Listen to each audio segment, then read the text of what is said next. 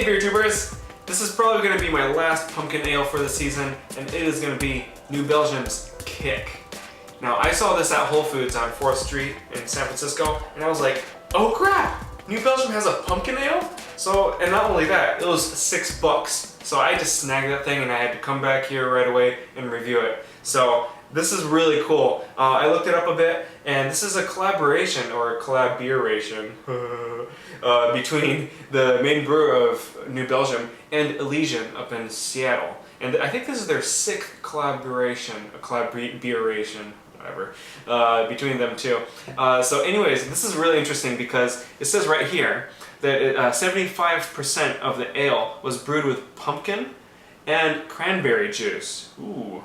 And 25% of the ale was aged in wooden barrels. So it's not quite a pumpkin ale per se, because it has cranberry juice and it was only 3/4 of it was brewed with pumpkins. This is a 8.5% ABV beer, so it's going to be, you know, like pretty hefty and may bring out more flavors. So anyways, let me go ahead and open it up and show you how it is.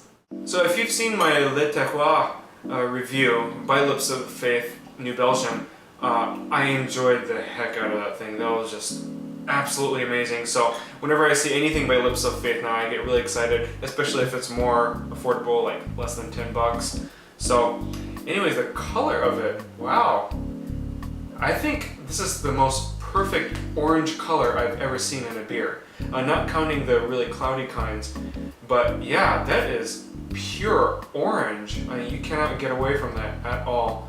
That's amazing considering the 2 other pumpkin ale reviews that I didn't have this kind of color at all. It is somewhat foggy, I should say. It's not completely clear. The head is very much similar to other pumpkin ales that I've had. It's very, very thin. Let me go ahead and check the aroma on this thing. Oh, yeah. Yeah. I am excited about this already.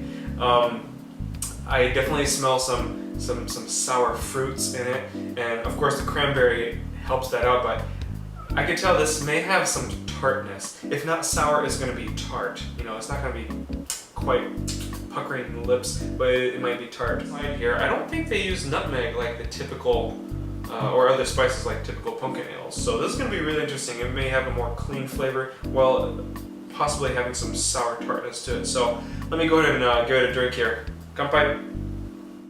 Oh yeah. Yep. You know what? It's like sour tart, if that makes sense. I mean, it's, you know, tart is like when it's kind of like starting on the verge, but it is definitely sour, but it is not quite sour.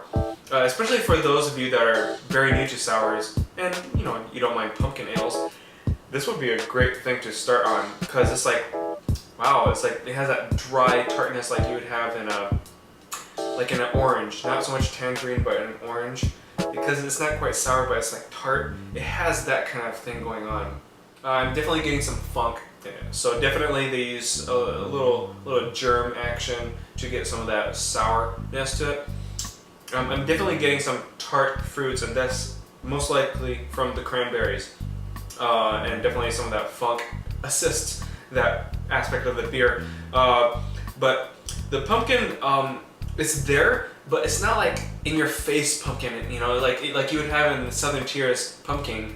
That thing is like full on pumpkin pie. So when I first drink it, I'm getting a lot of carbonation, like if you're to have some fruity kind of soda or pop if you're from Seattle or the Midwest.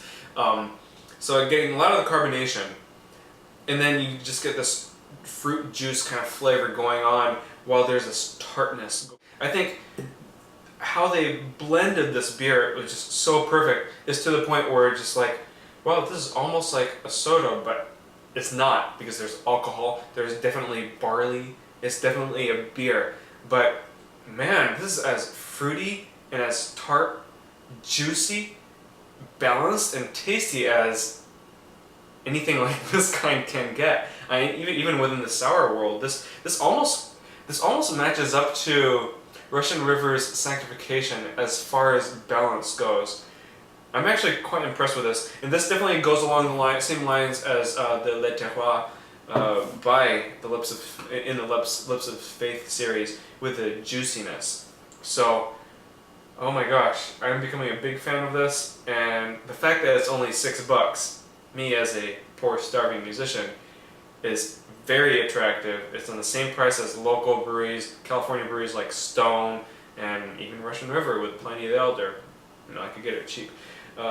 So this is really, really good. I'm gonna give it a solid A. I mean, really, it's not quite sour. It's not a sour ale, but it's there. There's no strong flavor that like punches you in the face. Like, you definitely get it all, and it's something you could enjoy. This is really excellent, and I'm gonna go back to the 4th Street Whole Foods and buy me a couple of beers, bottles of this, because it is just amazing. I'm very, very impressed with it. That's all I have to say. So anyways, before I just keep rambling on, I'm just gonna just shut up, turn off the camera, and enjoy this beer. So anyways, thanks so much for watching, and I'll see you guys in the next beer vlog. Kanpai!